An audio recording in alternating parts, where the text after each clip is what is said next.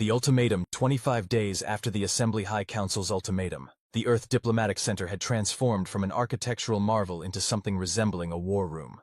Holographic displays covered the walls of the main strategy chamber, filled with diagrams, proposals, and simulation projections.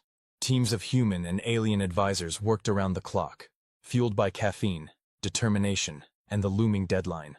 5 days left, Admiral Reeves observed grimly, studying a projection of potential trade route restrictions should Earth reject the Assembly's terms. And still no clear path forward. Director Vasquez looked exhausted but resolute. The past 3 weeks had seen her coordinating diplomatic outreach to every civilization Earth had contact with, seeking allies, alternatives, and leverage. "We've made progress," she insisted. "The coalition of non-assembly species is growing. 17 independent civilizations have pledged to maintain relations with Earth regardless of assembly restrictions. The Xanthori have even offered to provide alternative trade routes through unregulated space," added Dr. Thompson, who had emerged as Earth's chief strategist for interstellar relations, though their methods might be considered technically questionable. "And the Nexus Collective?" Reeves asked. "Still observing, still non-committal," Thompson replied, though they did share some fascinating insights into assembly power structures they've gathered during their centuries of covert observation. Ambassador Zex Truhl, who had been officially recalled for consultation, but had chosen to remain on Earth as an unofficial advisor, studied the displays with practiced diplomatic assessment. "These alliances have value," he acknowledged, his scales a thoughtful blue-violet. "But the Assembly controls the primary transit gate network, the majority of established trade routes, and the interstellar communication relays. Even with support from independent worlds, Earth would face significant isolation under a full Assembly embargo." "What about leveraging our technological contributions?" suggested one of the science advisors. "The Assembly species have already integrated our FTL drive improvements. They can't exactly give those back. But they can restrict future access and collaboration," Krillvex pointed out, her scales a troubled gray. "And many of the joint research initiatives depend on Assembly infrastructure." The room fell into frustrated silence, each person wrestling with the impossible choice before them. Surrender humanity's uniquely open approach to interstellar relations, or face technological and diplomatic isolation just as they were beginning to find their place among the stars. The silence was broken by an unexpected voice. "What if we build our own?" All eyes turned to a young engineer who had been quietly working in the corner, running simulations on a separate system. Embarrassed by the sudden attention, she hesitated before continuing. "Our own everything. Network, I mean. Instead of trying to work within their system or fight against it, we create an alternative." "Elaborate," Vasquez encouraged, something sparking in her tired eyes. The engineer, Dr. Cho, according to her identification, straightened. "The Assembly's power comes from their monopoly on interstellar infrastructure, the transit gates, communication relays, standardized trading protocols, but we've already proven we can improve on their designs." She gestured to her simulation display, which showed a modified version of the transit gate technology. "What if instead of asking permission to join their network, we created a parallel one? Open source, collaborative, without the hierarchical restrictions." "That would require resources far beyond Earth's capabilities," Admiral Reeves objected, "and decades of construction." "Not if we don't do it alone," Dr. Cho countered. "Every non-assembly species we've connected with has its own technological specialties, resource access, and motivation to escape assembly restrictions. What if we proposed a joint venture, a collaborative network built and governed by consensus rather than hierarchical control?" The room came alive with discussion, objections, refinements, and possibilities. "The Xanthori have unparalleled expertise in navigating uncharted regions," someone pointed out. "The Corellians could contribute their miniaturization technology for the relay systems," added another. "And the Veldaran dissidents have been developing alternative quantum communication methods for decades," Krillvex chimed in, her scales beginning to pulse with excited violets. As the conversation flowed, Ambassador Zex Truhl watched with growing amazement. What had begun as a desperate search for leverage against the Assembly was evolving into something far more profound, a fundamental reimagining of how interstellar society could function. "You realize," he finally said, his voice cutting through the energetic planning, "what you're describing isn't just an alternative network. It's an alternative to the Assembly itself." The room quieted as the implications sank in. "Not necessarily an adversarial one," Director Vasquez clarified, her expression thoughtful. "More like A different model of cooperation. One based on mutual contribution rather than hierarchical control. A coalition, Dr. Thompson suggested. Or perhaps an alliance? The Interstellar Alliance. Vasquez tested the phrase. Open to any civilization willing to contribute and collaborate, regardless of development tier or political history. Ambassador Zextrul's scales cycled through a complex series of colors: concern, admiration, worry, and something like hope. The Assembly would view this as a direct challenge to their authority, a rebellion. Only if they choose to see it that way, Vasquez countered. We could present it as a complementary system, a different path for those species that prefer a more open approach to interstellar relations. Two models of galactic civilization, Dr. Thompson elaborated. The Assembly's carefully controlled, stable hierarchical system, and the Alliance's collaborative, innovative network. Species could choose which better suits their values. Choice itself is what the Assembly fears, Zextrul pointed out. Their power depends on being the only viable option for interstellar participation. Then perhaps it's time for that to change, Admiral Reeves said firmly. Competition drives innovation. Maybe that's true for political systems as much as for technology. Director Vasquez looked around the room, taking in the renewed energy and purpose that had replaced the previous desperation. We have 5 days to develop this from concept to proposal. Can we do it? With all due respect, Director, Dr. Cho replied with a smile. Creating the impossible in unreasonable time frames seems to be what humanity does best. 4 days later, with just hours remaining before the Assembly's deadline, the Earth Diplomatic Center hosted an unprecedented gathering. Representatives from 23 non-Assembly species, along with a handful of dissidents from Assembly worlds, had responded to Earth's urgent invitation and now filled the Grand Council chamber. Some had come openly, others in secret. Some were longtime allies, others barely known to humanity. All shared a common interest, an alternative to Assembly dominance. Director Vasquez stood before the diverse gathering, the strain of the past month evident in her posture, but determination burning in her eyes. Thank you all for coming on such short notice, she began. As most of you know, the Assembly High Council has presented Earth with an ultimatum. Accept restricted membership or face isolation. Tomorrow, we must give them our answer. Murmurs spread through the assembled representatives, many of whom had faced similar pressures from the Assembly in their own histories. What we propose today isn't just an answer to that ultimatum, but a new possibility for interstellar cooperation. She gestured to a holographic display that appeared in the center of the chamber, showing an intricate network of interconnected nodes. We call it the Interstellar Alliance, a collaborative framework for technology sharing, trade, cultural exchange, and mutual defense, governed by consensus rather than hierarchical authority. Dr. Thompson stepped forward to explain the technical details. A modular distributed transit gate network that could be constructed in phases. Open-source communication protocols that any species could implement. Standardized trade interfaces that didn't require Assembly certification. Admiral Reeves outlined the security aspects. Mutual defense agreements, shared early warning systems, and collaborative response protocols for threats like the Xanthori had once posed. Their representatives nodded appreciatively at this acknowledgement of their former status.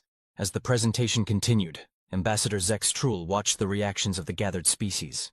Some showed obvious enthusiasm, others careful consideration, a few evident skepticism. But none dismissed the idea outright. A remarkable achievement given the diversity of civilizations represented. When the formal presentation concluded, Director Vasquez addressed the gathering again. We don't ask for immediate commitments. What we're proposing is unprecedented and requires careful consideration by each of your civilizations. But we do ask for your preliminary thoughts, concerns, and potential contributions. What followed was the most extraordinary diplomatic discussion Zextrul had witnessed in 3 centuries of service. Species that had historically avoided one another engaged in direct, productive dialogue. Traditional rivals identified areas of potential collaboration. Even the reformed Xanthori offered practical insights on network security that earned them reluctant respect from former victims. Most remarkably, the discussion naturally evolved into something resembling the human concept of brainstorming. A collaborative refinement of ideas that transcended individual interests in service of a greater shared vision. This, Krillvex whispered to Zextrul as they observed from the sidelines, is what makes humanity special. Not their technology or resources, but their ability to inspire others to build something together. After hours of dialogue, As the session was drawing to a close, a tall, silver-skinned figure rose from the back of the chamber, a representative of the Nexus Collective who had remained silent throughout the proceedings. The collective has observed many attempts at interstellar organization throughout our history, they stated, their translated voice carrying clearly through the chamber. Most have ultimately devolved into mechanisms of control rather than cooperation. What humanity proposes is different. The chamber fell silent, all attention focused on the mysterious species that had revealed themselves to the galaxy only weeks earlier. Different enough that we are prepared to contribute, the representative continued. The collective possesses technology that would significantly enhance your proposed network. Specifically, quantum entanglement communication systems that operate independently of traditional space-time limitations. Excited murmurs spread through the assembled representatives. Quantum entanglement communication, instantaneous, untraceable, unjammable, was theoretical for most civilizations, including the Assembly. Furthermore, the Nexus representative added, we have maintained covert observation outposts throughout Assembly space for centuries. We are prepared to share this intelligence network with the proposed alliance, providing strategic awareness that the Assembly cannot match. The atmosphere in the chamber shifted palpably, from cautious exploration of a possibility to recognition of a viable alternative to Assembly dominance.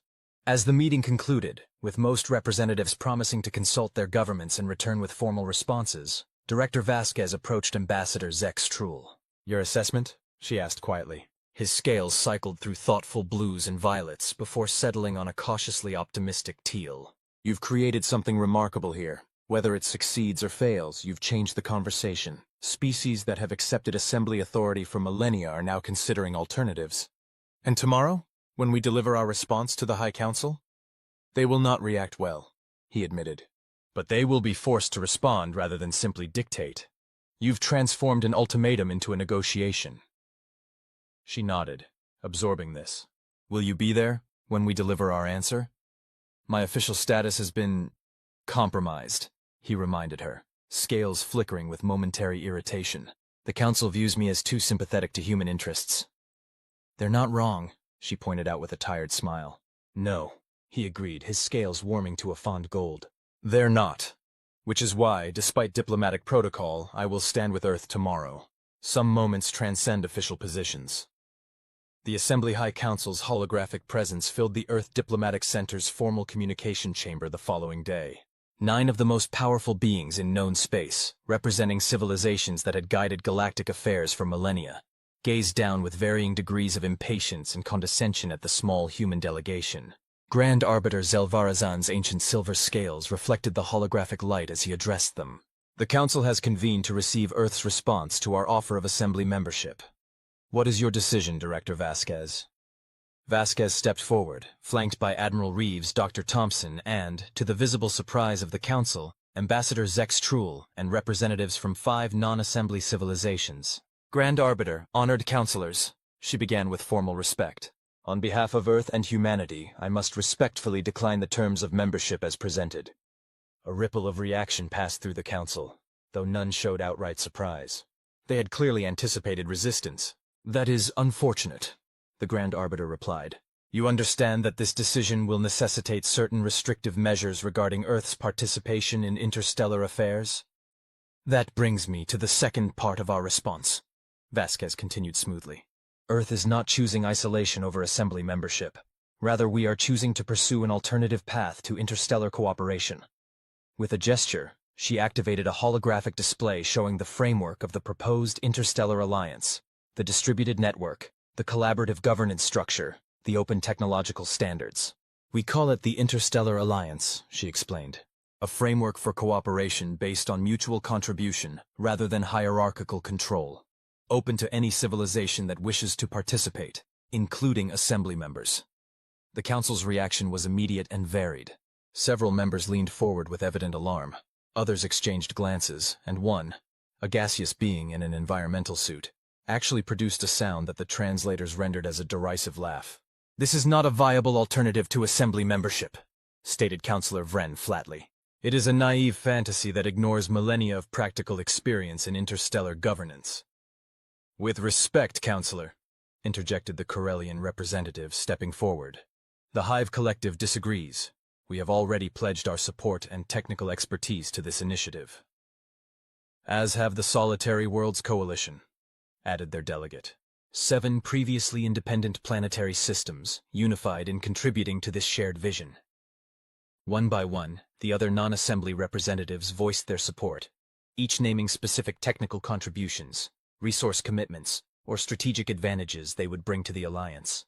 The council members' expressions shifted from dismissive to concerned as the extent of the coalition became clear. "This changes nothing," the Grand Arbiter declared, though his tone lacked its previous certainty. "The Assembly controls the established infrastructure of interstellar civilization. Without access to our transit gate network, communication relays and trading hubs, your alliance cannot function." "Initially, that's true," Vasquez acknowledged, "which is why we're not proposing a complete separation from the Assembly, but rather a parallel system that can eventually offer viable alternatives. In the meantime, we hope to negotiate reasonable access terms that benefit both our civilizations." Ambassador Zex Truhl stepped forward, his formal diplomatic robes and distinguished bearing commanding attention despite his unofficial status. "Grand Arbiter, honored counselors, I speak not as Earth's advocate, but as someone who has served the Assembly with loyalty for 3 centuries. The choice before you is not whether to permit or prevent this alliance. It is whether to engage with it constructively or force it into adversarial development." His scales shifted to a formal, respectful blue-gold as he continued. "History teaches us that suppression of emerging systems rarely succeeds.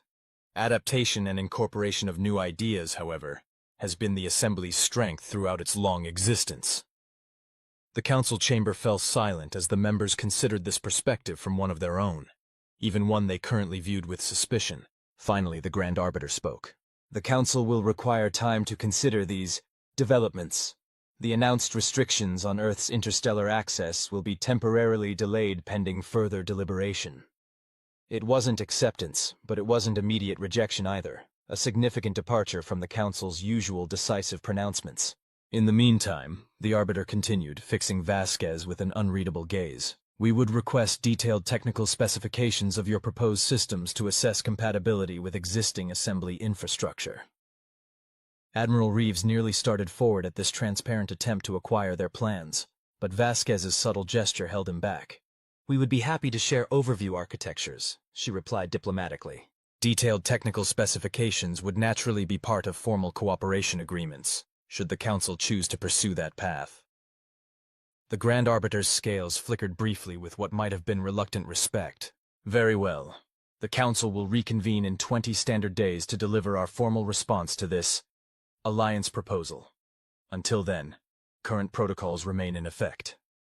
As the transmission ended and the holographic projections faded, the chamber erupted in a mixture of relief, excitement, and nervous energy.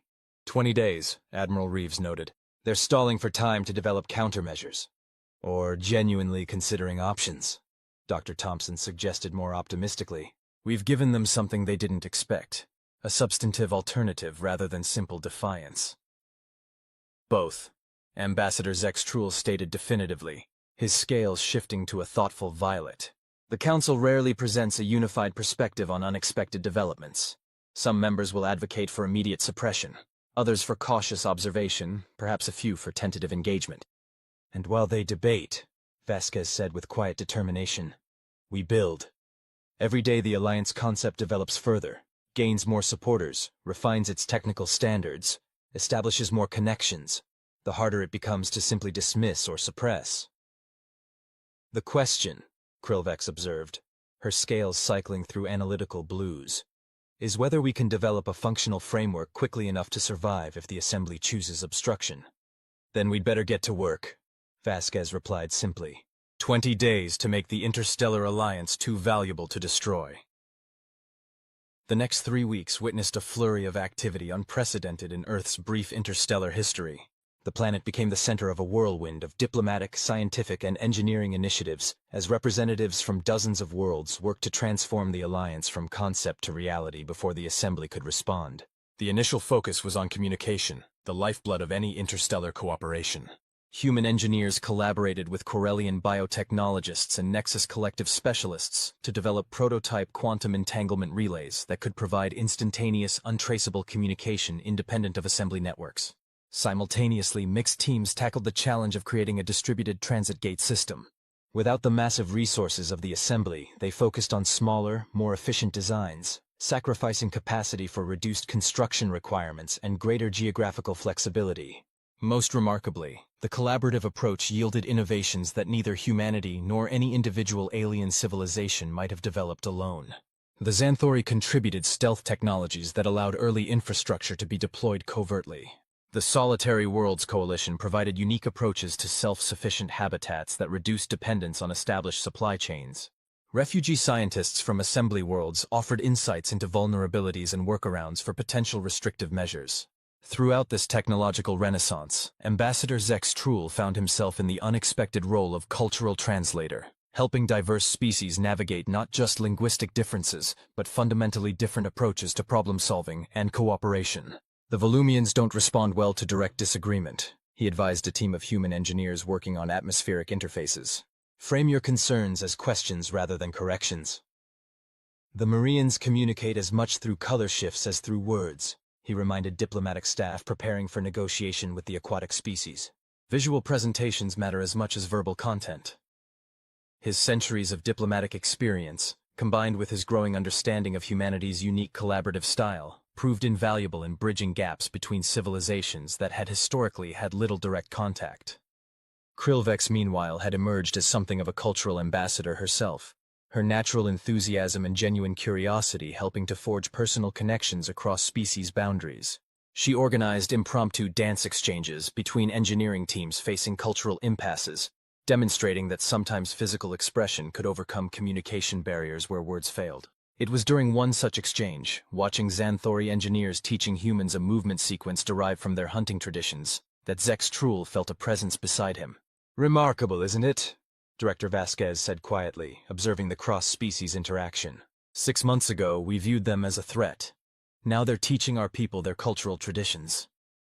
"The power of shared purpose," Zex Truhl replied, his scales shifting to a thoughtful blue-violet. "It transcends historical divisions. Do you think the Assembly will see it that way? Find a way to work with us rather than against us?" The ambassador's inner eyelids blinked slowly as he considered the question. Some members might. The younger civilizations especially. The Veldarans, perhaps the Meridians. But the founding species. His scales darkened slightly. They have maintained their position for too long to easily accept a fundamental challenge to their authority. "Even if that challenge offers benefits to all?" she asked. "Especially then," he replied soberly. "Power once accumulated justifies itself. The Assembly began as a means to an end, interstellar cooperation and stability. But over millennia, maintaining the Assembly's authority became an end in itself." Vasquez nodded, absorbing this perspective. "Tomorrow we present our progress to the Council. Any final advice from a seasoned diplomat?" His scales rippled with what she had learned to recognize as wry amusement. "Appeal to their self-interest rather than their principles. Show how the Alliance can complement rather than threaten the Assembly. And," he hesitated before adding, "be prepared for rejection. The Council rarely embraces change it did not initiate." "Yet change comes nonetheless," she observed, watching as a human engineer successfully replicated a complex Xanthori movement pattern, earning appreciative clicks from the alien instructors, whether they embrace it or not. The Assembly High Council reconvened exactly 20 days after their previous communication. This time, however, Earth's response was not delivered from the diplomatic center, but from the newly constructed Alliance Hub, a space station in Earth orbit that served as the prototype for the distributed network they proposed. The hub's central chamber featured holographic interfaces designed to accommodate communication with dozens of different species simultaneously. Representatives from 17 non-assembly civilizations stood alongside the human delegation, visually demonstrating the coalition that had formed around the Alliance concept. Grand Arbiter Zelvarazan's expression was unreadable as the connection stabilized. "The Council has reviewed your proposal for this interstellar alliance. We have also observed your activities over the past 20 days. Director Vasquez nodded respectfully. "We appreciate the Council's consideration. As you can see, significant progress has been made in developing practical implementations of the concepts we presented." "Indeed," the Arbiter acknowledged. "Your technological developments are notable." particularly the quantum entanglement communication system, which our specialists had previously deemed theoretically possible but practically unfeasible. A benefit of collaborative innovation, Vasquez replied. Different civilizations approaching the same challenge from different perspectives. Yes, the Arbiter's ancient scales shifted subtly. It is precisely this, collaboration across development tiers, that concerns the Council. The Assembly's protocols regarding technological exchange have maintained stability for millennia. Your alliance appears to disregard these safeguards entirely. Not disregard, Vasquez countered carefully. Reimagine. Our approach emphasizes responsible shared development rather than hierarchical restriction. Each participating civilization contributes according to their capabilities and receives benefits proportional to their contributions. A meritocratic rather than hierarchical model, Dr. Thompson added. The Grand Arbiter's expression remained neutral, but several council members exchanged glances that suggested ongoing debate among them. The Council has reached a decision regarding humanity's status and this alliance initiative, the Arbiter finally declared. Earth will be granted provisional assembly membership, with modified protocols that acknowledge your unique circumstances. In exchange, the proposed alliance will be restricted to information exchange and cultural cooperation only. Technological development, particularly regarding transit gate technology and quantum communication, will remain under assembly oversight. Admiral Reeves stepped forward. With respect, Grand Arbiter, that arrangement would effectively neutralize the alliance's primary functions, while granting the Assembly control over its development. It would ensure compatibility with established systems and proper safety protocols, countered one of the Council members. Your species has existed in interstellar society for barely 3 years. The Assembly has maintained galactic stability for 12,000. Some deference to experience seems reasonable. Director Vasquez maintained her diplomatic composure, though Zex Truhl could detect the tension in her posture. We appreciate the Council's offer of provisional membership. However, the Alliance participants have already ratified a framework for technological cooperation that doesn't require Assembly oversight. We would welcome collaboration with the Assembly on establishing compatible standards, but not unilateral control. The Council members' reactions varied visibly, some displaying clear displeasure, others seeming almost approving of Earth's stance. After a moment of apparent internal communication, the Grand Arbiter spoke again. The Council's position is final. Accept these terms, or the Assembly will be forced to implement the previously discussed restrictions on Earth's interstellar activities. Additionally, any Assembly member that participates in unauthorized technological development through this alliance will face similar sanctions. It was a clear ultimatum, and a direct threat to any Assembly worlds that might have been considering supporting the alliance initiative. Before Vasquez could respond, a new voice entered the conversation. Perhaps, said Matriarch Savannah of the Veldarin Collective, her crystalline form shimmering into view beside the human delegation. The Assembly should reconsider its position. The Council member's surprise was evident. The Matriarch was herself a former Council member, one of the most respected figures in Assembly society, and definitely not expected to be present at this exchange. Matriarch Savannah, the Grand Arbiter acknowledged, his tone carefully neutral. The Council was not aware of your involvement in this matter. I have been observing, she replied simply, as is my prerogative as Elder Emeritus, and what I have observed is concerning. Her crystalline form glittered as she moved to the center of the human delegation. The Assembly was founded to foster cooperation and stability among diverse civilizations. Yet when presented with a new approach to these same goals, the Council's response is restriction and threat rather than engagement and adaptation. The Assembly's protocols exist for good reason, countered one of the Council members. Unregulated technological exchange has historically led to destabilization and conflict. Has it? The Matriarch challenged. Or is that merely the justification we have accepted for centralized control? I have reviewed the historical archives extensively and find the evidence for this claim selective. She gestured to the diverse representatives surrounding her. What I see here is not destabilization, but its opposite. Civilizations that have historically avoided one another finding common purpose. Species with vastly different physiologies, psychologies, and histories collaborating effectively without the Assembly's hierarchical oversight. The Council chamber fell silent as the Matriarch continued, her ancient authority lending weight to every word. I have made a decision. The Veldarin Collective will formally participate in this interstellar alliance, contributing our quantum crystallography expertise to their communication network. Furthermore, we will petition for a formal review of Assembly membership protocols at the next General Conclave. The impact of this announcement was immediate and profound. The Veldorans were one of the Assembly's founding species, their technological and cultural contributions fundamental to interstellar civilization as it currently existed. Their alignment with the Alliance effectively prevented the Assembly from dismissing it as a fringe movement of minor species. The Council members' reaction ranged from shock to outrage to what appeared to be careful neutrality. The Grand Arbiter's scales cycled through several colors before settling into a formal diplomatic blue. "The Matriarch's position is noted," he stated carefully. "In light of these developments, the Council will withdraw its immediate restrictions pending further deliberation. A special session of the Assembly General Conclave will be convened to address these constitutional questions." It wasn't a victory, but it was a significant reprieve, and an elevation of the conflict from administrative dictate to formal political process.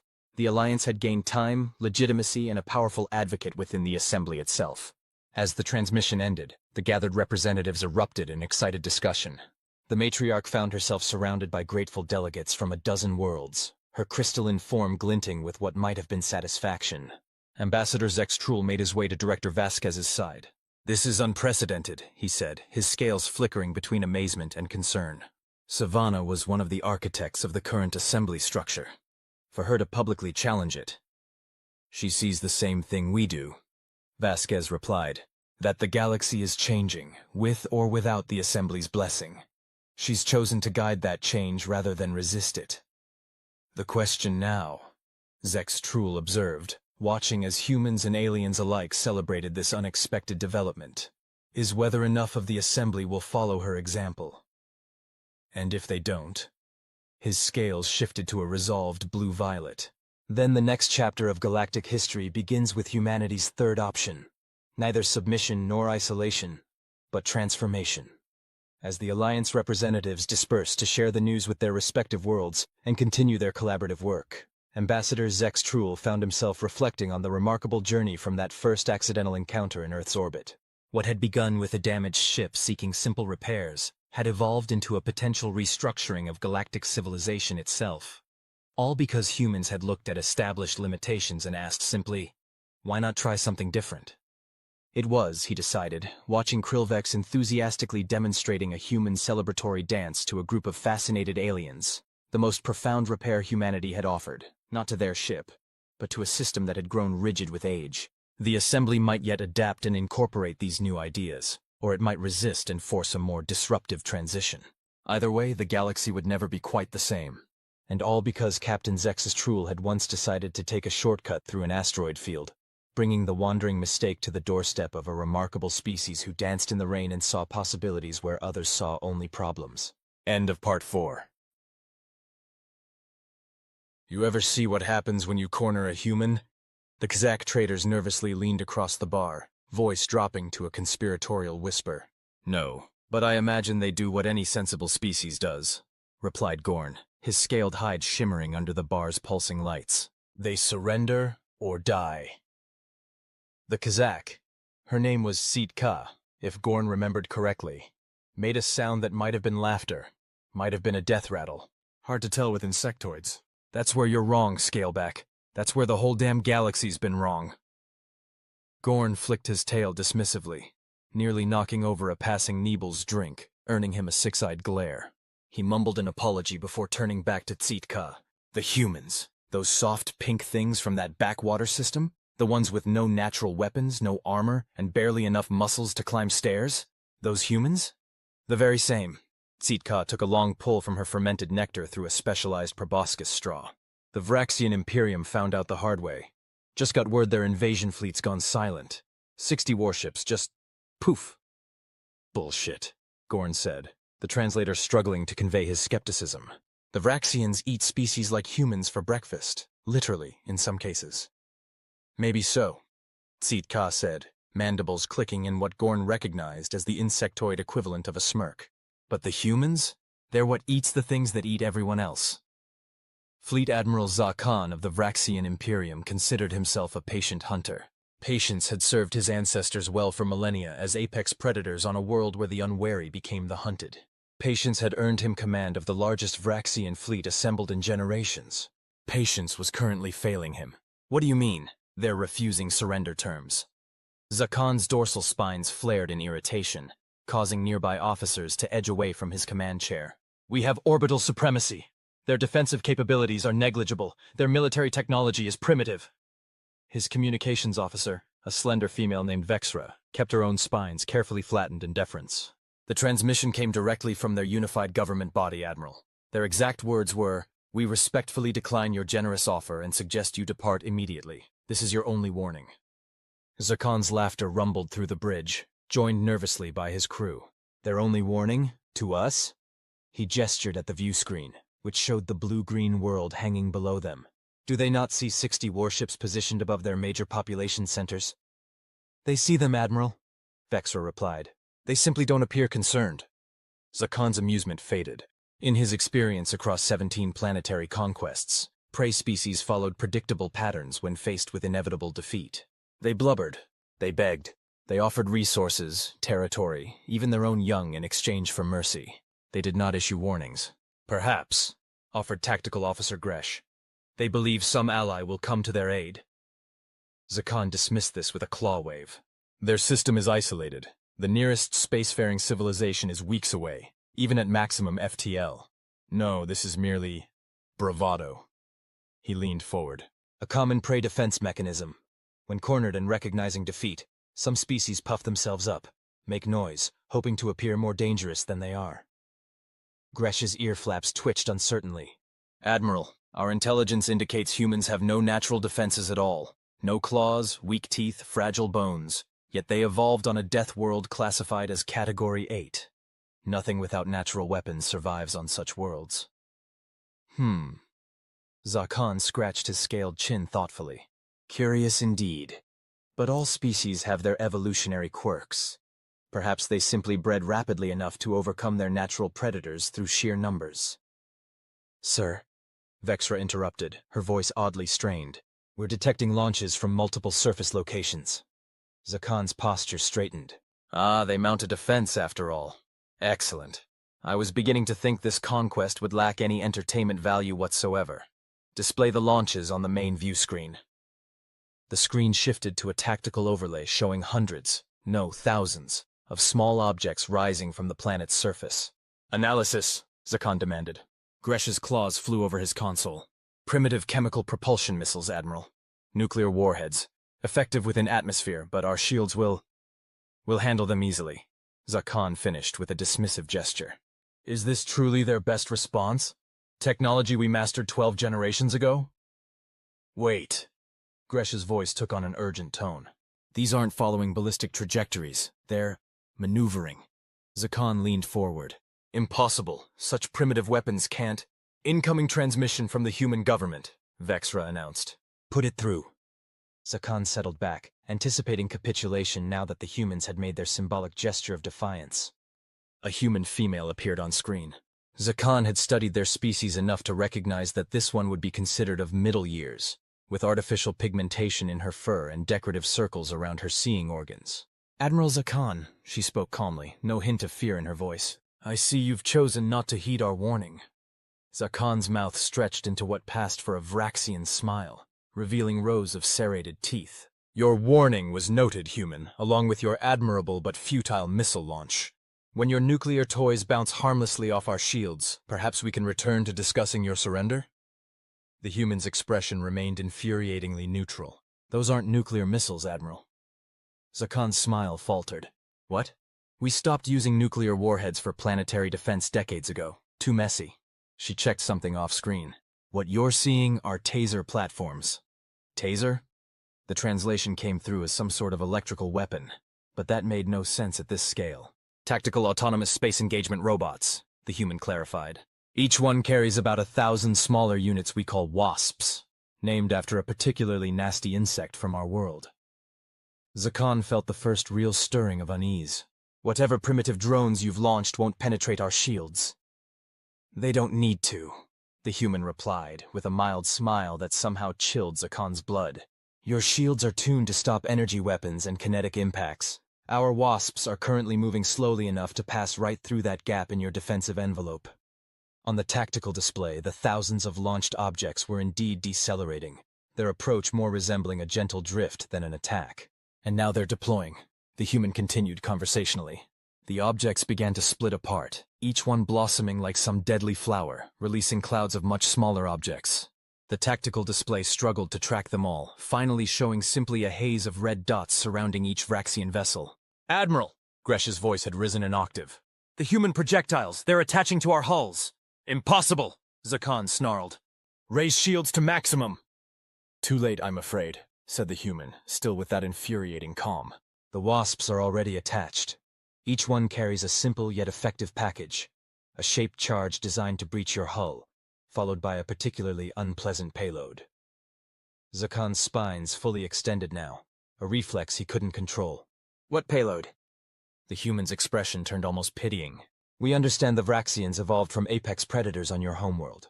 Your ancestors hunted in packs, like many of our own predator species. Fascinating parallel evolution." "What? Payload?" Zakan's voice had dropped to a dangerous growl. "We also understand that Vraxians, like many predator species, have certain instinctual responses, one of which is an extreme territorial aggression when threatened." The human checked another readout. "Each wasp contains a synthetic pheromone that mimics the territorial marker of a rival Vraxian pack. Once breached into your life support systems, it should trigger some interesting behavioral responses among your crews." Zakan felt his blood run cold. "You wouldn't dare. You threatened our homeworld, Admiral."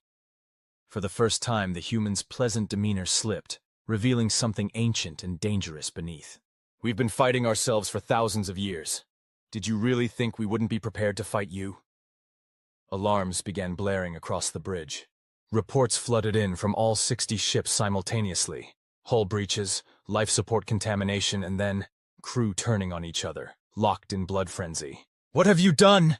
Zakan roared, even as he felt the first whiff of something primal trigger in his brain, making him suddenly, irrationally aware of every other Vraxian on the bridge as a potential threat. "Precisely what we warned you we'd do," the human replied.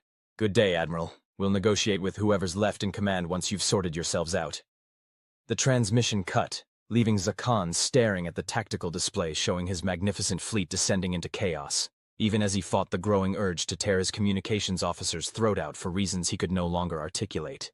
His last thought before instinct overcame training was simple: we chose our prey poorly. "So that's the story," Tsitka concluded, mandibles clicking in grim amusement. "The Vraxian invasion fleet tore itself apart. The few survivors were found drifting in life pods, still sedated to prevent them from attacking each other." Gorn stared into his drink, his earlier dismissiveness replaced by uneasy contemplation. "But that's not fighting. That's something else entirely." "That's humans," Tsitka emphasized, tapping a sharp appendage on the bar top. "They don't fight like predators because they're not predators, not really. There's something far more dangerous." "And what's that?" Gorn asked, morbidly curious despite himself. "Survivors," Tsitka drained her drink. "Their planet tried to kill them every day of their evolution. Too hot, too cold, too many actual predators, too many diseases. They survived it all, and their solution wasn't stronger claws or tougher scales. What was it then? Problem solving, tool-making, pattern recognition." Tsitka's compound eyes glinted. "They figured out what kills everything else, then they built machines to do it for them. Why evolve venom when you can synthesize it? Why grow armor when you can forge it? Why develop natural weapons when artificial ones work better?" Gorn considered this, but surely the Vraxians were just unprepared. "Next time." "There won't be a next time," interrupted a voice from behind them. Both aliens turned to find a human standing there. A male, Gorn thought, though he found their dimorphism subtle. The human was dressed in nondescript clothing that nevertheless hinted at a military bearing. He smiled pleasantly, but something in that smile reminded Gorn uncomfortably of a Terran creature he'd once seen in a documentary. "A wolf, was it? Mind if I join you?" the human asked, already pulling up a stool. Tsitka's antennae twitched in what Gorn recognized as surprise. "You speak Galactic Standard without a translator?" "I have a knack for languages," the human said with a shrug. "Also an implant that helps with the trickier phonetics. Your native Kazakh clicking is particularly challenging for human vocal cords." He extended a hand to each of them. "Toby Weber, Diplomatic Corps." Gorn hesitantly extended a scaled appendage, mindful of his claws. The human shook it firmly, seemingly unconcerned about the sharp points that could easily tear his soft skin. I couldn't help overhearing your conversation, Weber continued. About the Vraxian incident. Incident? Gorn repeated. 60 warships were destroyed! Technically, 53 were salvageable, Weber corrected mildly. We've actually been helping the new Vraxian leadership refit them with proper containment protocols, part of our reparation agreement. Tsitka's mandibles clicked rapidly. The Vraxians agreed to reparations after they attacked you? They recognized certain miscalculations in their approach, Weber said diplomatically. We recognized we perhaps responded with disproportionate force. Compromise was reached. But why are you telling us this? Gorn asked suspiciously. Isn't this some kind of military secret? Weber laughed, a sound that was somehow both friendly and unsettling. Absolutely not. In fact, I'm authorized to share this information as widely as possible. He leaned forward conspiratorially. Between us, the diplomatic corps rather hopes these stories spread. As a warning, Tsitka said, realization dawning. As a friendly heads-up, Weber corrected with that wolf smile again. Saves everyone a lot of trouble in the long run. He ordered a drink, some amber human concoction, and raised it in a toast. To mutual understanding and peaceful coexistence. Gorn and Tsitka cautiously raised their own glasses. And, Weber added with a wink, to remembering that appearances can be deceiving. Grand Marshal Korvik of the Hadron Dominion was not in the habit of making mistakes. Mistakes got commanders demoted. Mistakes got species subjugated. The Hadron had built their interstellar empire on meticulous planning, ruthless execution, and learning from the failures of others. Like the Vraxians, for instance. Run the simulation again, Korvik ordered, his forearms folded across his massively armored chest. The war room's holographic display reset, showing once more the approach of a Hadron battle group toward the Sol system. His chief strategist, Menz, manipulated the controls with her lower arms while her upper pair indicated key tactical points. We've accounted for the human autonomous drone swarms here, and here. Our ships now carry enhanced scanning systems that can detect and target even their smallest units before they can attach to our hulls. Korvik nodded. The Vraxians had failed because they underestimated human ingenuity. The Hadron would not repeat that error. And their psychological warfare capabilities? He asked. Neutralized, confirmed his science advisor, Dr. Pell. Our environmental systems have been completely redesigned with redundancies and biological filtration that would prevent any chemical or pheromonal attack from affecting our crews. Good. Korvik studied the simulation as it played out the predicted engagement. And their ground forces? Menz changed the display to show planetary combat projections. Humans possess physical endurance that exceeds expectations for their build, but their strength, speed, and resilience are all well below Hadron standards. In direct combat, a single Hadron warrior can overpower approximately 8 human soldiers. Unless those humans have power armor, Dr. Pell interjected. Intelligence suggests they've developed exoskeletons that can multiply their natural strength tenfold. Korvik waved a dismissive hand. Power armor is common enough across the galaxy. Our weapons are designed to penetrate far tougher defenses. He leaned forward, studying the planetary display more closely. What concerns me is their nuclear arsenal. Unlike the Vraxians, we must assume they'll use it if pressed too hard. That's actually an advantage for us, Menz pointed out. Humans are surprisingly sentimental about their planetary ecosystem. They'll hesitate to employ nuclear weapons on their own territory due to the environmental damage. A weakness we can exploit, Korvik agreed. He straightened up, decision made. Prepare the fleet. We depart for Sol in 3 cycles. Dr. Pell fidgeted nervously. Grand Marshal, if I may. There's another factor our intelligence has uncovered that gives me pause. Korvik turned his intimidating gaze on the scientist. Speak. The humans have a concept they call mutually assured destruction. During their pre-space history, they built enough nuclear weapons to destroy their entire civilization many times over, and maintain them in a state of constant readiness for decades. Your point, Doctor? My point is that humans, uniquely among known species, developed the capacity for self-annihilation before they developed interstellar travel, and chose to live with that possibility rather than disarm. They were prepared to end their entire species rather than submit to domination by rival human factions. Korvik considered this. Interesting, but ultimately irrelevant. Their psychology when facing other humans doesn't necessarily translate to interspecies conflict. Besides, we're not seeking their destruction, merely their subjugation. The Hadron value useful vassals. Dr. Pell didn't appear convinced but knew better than to push the point. As you say, Grand Marshal. The course is set, Korvik concluded. The humans had the element of surprise against the Vraxians. They won't have that advantage with us. This time, we'll show them what it means to face a truly superior species. 3 weeks later, the Hadron battle group, 15 capital ships and 30 support vessels, dropped out of FTL at the edge of the Sol system. Within moments, their sensors detected a small human vessel approaching. A diplomatic shuttle, unarmed according to their scans.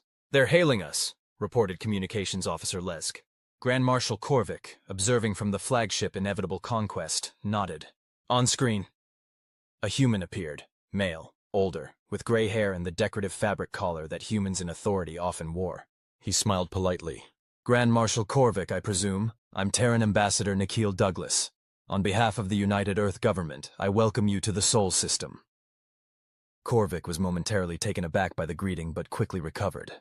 "You seem remarkably unconcerned by our arrival, Ambassador." The human's smile never wavered. "Should we be concerned?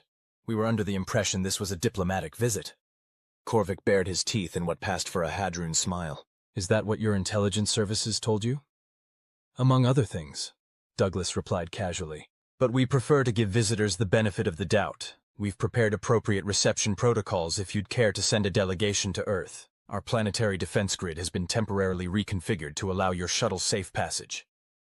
Something in the human's phrasing caught Korvik's attention. "Planetary defense grid. Our scans show minimal orbital defenses." "Really?" The human looked genuinely surprised. "That's odd. They should be quite visible." He glanced at something off-screen. "Ah, I see the problem. Admiral Kerrigan, would you mind activating the grid's visibility protocols for our guests?" Before Korvik could respond, his tactical officer shouted in alarm. "Grand Marshal, new contacts, thousands of them, appearing throughout the system." The main view screen shifted to a tactical display, showing the Sol system suddenly illuminated with countless red dots, orbital platforms, automated weapon systems, and what appeared to be entire fleets that had simply appeared. "Cloaking technology," Korvik breathed. The Hadron had theorized it was possible but had never successfully implemented it at scale. Yet here were the supposedly primitive humans, deploying it across an entire star system. "Not cloaking exactly," Ambassador Douglas corrected, almost apologetically. "More of a quantum displacement. The defense grid exists in a slightly offset state until activated, much more energy efficient than conventional cloaking." Korvik struggled to maintain his composure. "An impressive display, Ambassador. But displays don't win wars." "No one's talking about war, Grand Marshal." Douglas's friendly demeanor cooled several degrees. "We're simply making you aware of the actual tactical situation before you make any unfortunate decisions." A sensor operator's voice cut through the tension. "Marshal, we're detecting targeting locks from multiple vectors. Our electronic countermeasures they're not working." "How many targeting systems?" Korvik demanded. The operator swallowed visibly. "All of them, sir. Every platform, every ship. They're all locked onto our vessels simultaneously." Ambassador Douglas cleared his throat. "Perhaps we should start again. The United Earth Government welcomes the Hadron Dominion delegation and invites you to send representatives to discuss mutually beneficial diplomatic relations. Alternatively, you're welcome to depart the system immediately with our best wishes. What would you prefer, Grand Marshal?" Korvik's 4 hands clenched into fists. Everything in his being screamed to attack, to show these soft creatures what real warfare looked like. But he hadn't risen to Grand Marshal by being stupid. "It seems," he ground out, "that diplomatic discussions would be appropriate." "Wonderful." Douglas's warm smile returned. "We'll transmit coordinates for your shuttle. Oh, and Grand Marshal, we've taken the liberty of preparing traditional Hadron cuisine for the reception. I hope that meets with your approval." The transmission ended, leaving Korvik staring at the tactical display in stunned silence. Finally, he turned to Dr. Pell. "You were right, Doctor. They are unlike any species we've encountered." "How so, Marshal?" Pell asked. "They didn't threaten us," Korvik mused. "Not really. They simply changed the parameters of our engagement, and they prepared food for us." He shook his head in bewilderment. "What kind of conquerors prepare meals for the enemy they're about to destroy?" "Perhaps," Pell suggested carefully, "they were never planning to destroy us at all." And that's how the Hadron Accords were signed, finished Weber, downing the last of his drink. Grand Marshal Korvik became one of our strongest allies in the galactic community, even named his firstborn daughter after Ambassador Douglas. Gorn and Tsitka had been joined by several other aliens during Weber's storytelling. A gelatinous merble who pulsed with interest, a pair of methane-breathing folks in environmental suits, and a tall willowy azonite whose photosynthetic skin shifted colors with her emotional response to the tale. "But I don't understand," said the azonite, her skin cycling through puzzled blues. "Why didn't the humans simply destroy the Hadron fleet? They clearly had overwhelming force." Weber shrugged. "Why would we? The Hadron weren't evil, just expansionist. Once they understood the true balance of power, they were perfectly reasonable. They've actually helped us develop some fascinating new technologies since then." "But the Vraxians," Gorn pointed out. "You decimated them."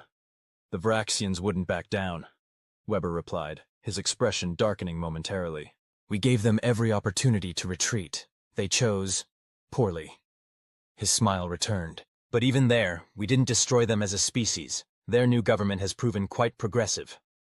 The Mirable burbled something that the translators rendered as, "It sounds like humans prefer to make allies rather than conquests." "Generally speaking, yes," Weber nodded. "Don't get me wrong, we'll fight if we have to, but we'd rather trade recipes than exchange fire." "Speaking of which," Tsitka interjected, mandibles clicking eagerly, "is it true humans can eat almost anything?" Weber laughed. "That's a bit of an exaggeration, but we are omnivores with remarkably adaptable digestive systems. Our scientists joke that it's because we evolved eating whatever wouldn't kill us immediately." "That explains the disgusting human delicacy I heard about," one of the folks rasped through their translator. "Fermented dairy excretions infested with microbes." "Cheese?" Weber grinned. "Oh, that's just the beginning. Wait until you hear about surströmming or hackarl." "But this adaptability," the azonite mused, her skin shifting to thoughtful greens, "it extends beyond just your diets, doesn't it?" Weber's expression turned more serious. "Perceptive observation. Yes, I'd say adaptability is humanity's defining characteristic. We evolved on a planet with wildly varying conditions. Deserts, tundra, rainforests, mountains, oceans. Early humans could live just about anywhere simply by changing their tools and techniques. Unlike most apex species, Gorn realized, who evolved specific advantages for specific environments." "Exactly," Weber nodded. "The Vraxians evolved perfect predatory capabilities for their homeworld, but that very specialization became a vulnerability when facing a species that specialized in, well, not specializing." The Mirable burbled again. "Your weakness became your strength." "I wouldn't call it weakness," Weber corrected gently. "Different evolutionary strategy, that's all. And it served us well when we reached the stars. New planet has higher gravity? We build exoskeletons. Atmosphere's not breathable? We engineer environmental systems. Local predators have psychological vulnerabilities? Well," he shrugged, "you heard what happened to the Vraxians." A heavy silence fell over the group as they contemplated the implications. "Is that why the Galactic Council granted humans protectorate status over 17 less developed worlds?" Tsitka asked suddenly. Weber raised an eyebrow. "You're well informed for a traitor." "Information is the most valuable commodity." Tsitka's mandibles clicked in what might have been a smirk. "Yes," Weber confirmed after a moment. "The Council recognized that humanity's approach to interspecies relations was unusually benevolent. We don't seek to terraform worlds to our specifications or replace native ecosystems with our own. We adapt to what's there or find ways to coexist. That philosophy extended to how we interact with pre-FTL civilizations." "Unlike the Kthuk," muttered one of the folks. A tense silence fell at the mention of the notoriously aggressive insectoid empire. "I've heard rumors," Gorn said quietly, "that the Kthuk have been amassing forces near human space." Weber's expression remained neutral, but something cold flickered in his eyes. "The diplomatic corps is aware of the Kthuk movements. We've extended numerous invitations for peaceful dialogue." "The Kthuk don't do dialogue," Tsitka clicked nervously. "They do conquest, always have." "There's always a first time," Weber said mildly, but the easy charm had left his voice. The azonite's skin had shifted to alarmed oranges and reds. "The Kthuk destroyed my people's colony in the Vega sector. 3 billion lives, gone in a day. They don't negotiate, they consume." Weber sighed. We're aware of their history. Believe me, we've studied it extensively. And? Prompted Gorn. And we hope they've studied ours, Weber replied simply. High Sovereign Sizisk of the Cathuk Imperium surveyed the War Council with compound eyes that reflected the assembled military leadership like fractured mirrors. His chitinous exoskeleton gleamed under the harsh lighting, iridescent patterns signaling his supreme rank to any who might foolishly question his authority. The human defenses have been thoroughly analyzed, droned war strategist Kizkit. Unlike our approach to the Vraxians or the Hadron, we've spent 3 stellar cycles gathering intelligence. We know every orbital platform, every fleet position, every ground installation. The Sovereign's antennae twitched with approval. And their supposed quantum displacement technology? A clever ruse, Kizket clicked dismissively. What the Hadron observed was a combination of holographic projections and automated platforms deployed from hidden bases in their outer system. Impressive coordination, but ultimately detectable by our advanced sensors. Their psychological warfare capabilities? Neutralized. Our warriors have no mammalian instincts to exploit. Our ship environments are completely isolated and filtered through systems that would eliminate any chemical or biological agent. The Sovereign's mandibles clicked in satisfaction. And what of their supposed diplomatic prowess? The Hadruan were formidable warriors, yet they now practically worship these soft creatures. A different advisor stepped forward. Tzakt, the Imperium's xenopsychology expert, her carapace bearing the acid-etched markings of one who had dissected thousands of alien brains. The humans possess unusual empathic capabilities, she explained. They can intuitively model the psychology of other species in ways we find inefficient. This allows them to present arguments specifically calibrated to appeal to the target species' values and priorities. Manipulation, hissed the Sovereign. Yes, Zekt agreed. But we are immune. The Cathuk collective consciousness does not recognize external value systems. There is only the Imperium, the Queen, and expansion. The Sovereign rose to his full height, towering over his advisors. Then we attack. Not with a small force like the Vraxians. Not with a mere battle group like the Hadron. We will send the 4th, 5th, and 6th swarms simultaneously. 300 capital ships, 2,000 support vessels, and 10 million warriors. The War Council clicked and hissed their approval. The humans have built their reputation on clever tricks and diplomatic maneuvers, the Sovereign continued. But there comes a point where numbers and raw force make tricks irrelevant. That point is now. On Earth, in the titanium-reinforced Situation Room deep beneath the Himalayan Defense Complex, Admiral Elena Thompson studied the massive holographic display showing Cathuk fleet movements. They're really coming, she murmured. All 3 swarms. Beside her, Ambassador Douglas nodded grimly. I'm afraid diplomacy has failed, Admiral. 17 separate overtures, all rejected. We knew it might come to this, Thompson sighed. The Cathuk evolutionary psychology is uniquely resistant to our usual approaches. Hive minds generally are, agreed Dr. Wei Zhao, the xenobiology expert who had joined them for this emergency session. Their decision-making isn't individual but collective. There's no single consciousness we can appeal to, no concept of compromise for mutual benefit. The swarm expands because expansion is literally the only imperative it understands. Thompson turned to the 4th person in the room, General Mateo Oliveira, commander of Earth's ground forces. Your assessment, General? Oliveira's weathered face was grim. If they break through our orbital defenses, we're looking at simultaneous landings on every continent. 10 million thick warriors, each equivalent to a small tank in terms of armor and firepower. Can we hold them? Douglas asked quietly. On the ground? Oliveira shrugged. Eventually, but the civilian casualties would be catastrophic. Thompson turned back to the display. Then we don't let them reach the ground. She tapped a control, highlighting the approaching Cathuk armada. We've tried reason, we've tried diplomacy, we've even tried threats. The Cathuk have made their choice.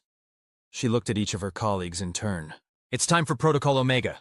A heavy silence fell over the room. The Council hasn't authorized Omega, Douglas said finally. Not since the Crawl incursion, and that was a controlled demonstration, not an actual deployment. The Council gave us autonomy for planetary defense, Thompson countered.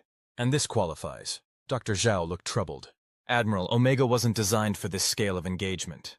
The consequences could be unpredictable. More unpredictable than 10 million Cathuk warriors swarming our cities, Thompson asked grimly. The projections show 2 billion human casualties in the first week of a ground war. I'll inform the council, Douglas said, resignation in his voice. But I want my objection noted. Noted, Thompson acknowledged. And Nikhil, I hope you're right. I hope we're making the wrong call. But if we're not... She turned back to the display, watching the inexorable approach of the Kthuk fleets. We won't get a second chance. The Kthuk attack came precisely as their intelligence had dictated. A three-pronged assault that bypassed the majority of human outer system defenses, using short-range FTL jumps to appear directly in Earth orbit almost simultaneously. 300 massive hive ships, resembling nothing so much as metal-infused insect nests scaled up to monstrous proportions, surrounded the blue planet in a perfect englobement pattern designed to prevent any escape.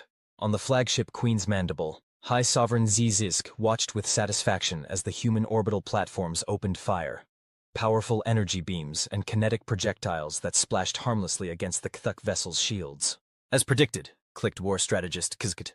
Their weapons are impressive but calibrated for precision rather than overwhelming force. Against our distributed shield systems, they're ineffective. The Sovereign's compound eyes gleamed. Begin landing operations. I want beachheads established on every continent within the hour. Sovereign, interrupted a sensor operator, her antenna twitching in confusion. We're detecting unusual energy signatures from the planet's surface. Weapons? Unknown. The signatures don't match any weapons system in our database. The operator's mandibles clicked nervously. They appear to be manipulating something at the quantum level. Irrelevant, the Sovereign dismissed. Begin the landings, now. Thousands of dropships began to detach from the hive vessels, their sleek, chitinous forms accelerating toward Earth's atmosphere. On view screens throughout the Kthuk fleet, commanders watched with anticipation as the first wave approached the upper atmosphere, and then quite simply vanished. Report! Demanded the Sovereign, his posture suddenly rigid. The first wave of dropships. They're gone, stammered the sensor operator. No debris, no energy discharge. They simply ceased to exist the moment they crossed the upper atmospheric boundary. Impossible, hissed Kizkit. Nothing can... Second wave experiencing the same phenomenon, interrupted another operator. Third wave as well. All vessels attempting atmospheric entry are disappearing. The Sovereign's compound eyes flicked rapidly between displays. Pull back the dropships. Target the planetary surface with long-range weaponry instead.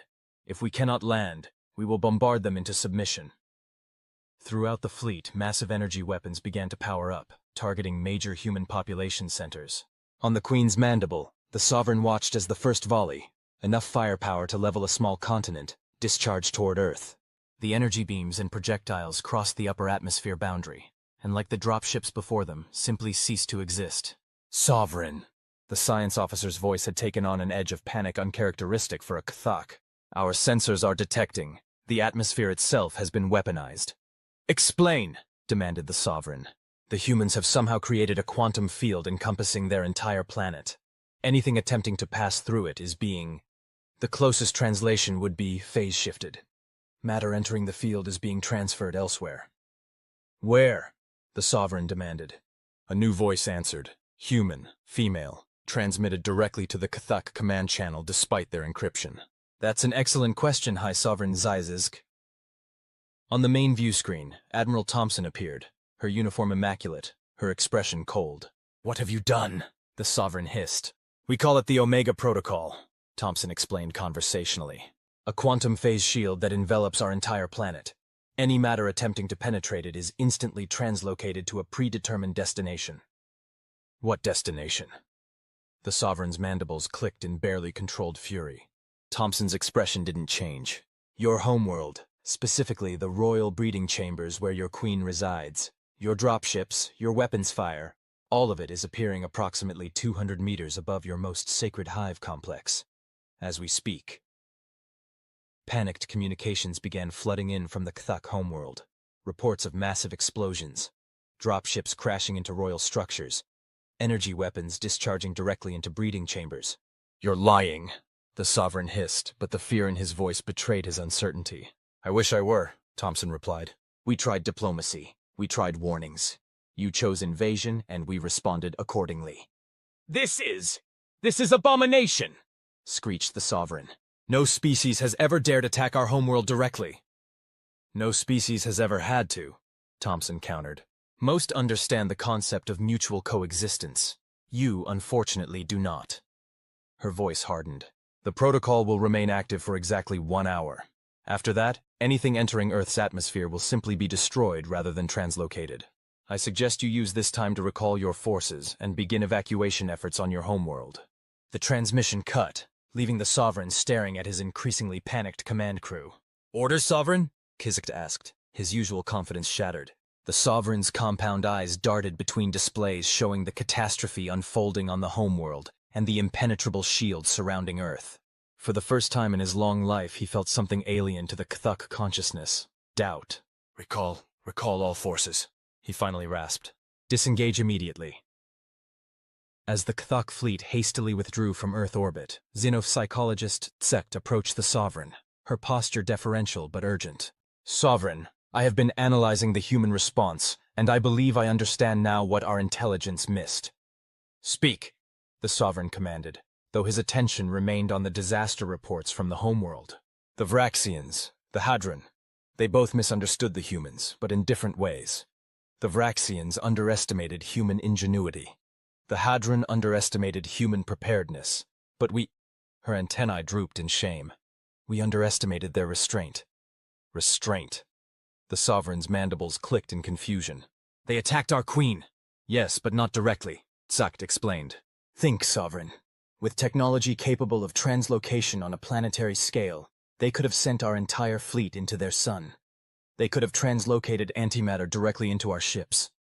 They could have sent our homeworld itself into the void between galaxies. The Sovereign's compound eyes widened as the implications became clear. Instead, Tsekt continued, they chose a demonstration that, while devastating, is ultimately survivable. They're not showing us their power, Sovereign. They're showing us their mercy. 3 months later, in a neutral space station orbiting Proxima Centauri, representatives from across the galaxy gathered to witness the unprecedented, a peace treaty between the Human Federation and the Thuk Imperium. Ambassador Douglas, looking considerably more tired than during his encounter with the Hadron, sat across from Tsekt, now elevated to chief diplomatic emissary for the Kthuk. The terms are acceptable. Tsekt's translated voice emerged from the device on the table between them. The Imperium acknowledges human sovereignty and agrees to the demilitarized buffer zones. In return, the humans will share limited applications of their quantum translocation technology for peaceful purposes. And the reparations for the 17 worlds previously consumed by Kthuk expansion? Douglas asked. The Imperium acknowledges its obligation. Tsekt's mandibles clicked in what the assembled diplomats recognized as discomfort, though the rehabilitation of those worlds will take generations. Generations is acceptable. Douglas nodded. The important thing is that it begins. As the formal treaty was finalized, Weber, seated among the human delegation, found himself approached by a familiar scaled figure. Didn't expect to see you here, Gorn, Weber said with genuine surprise. The reptilian alien gave what passed for a smile among his species.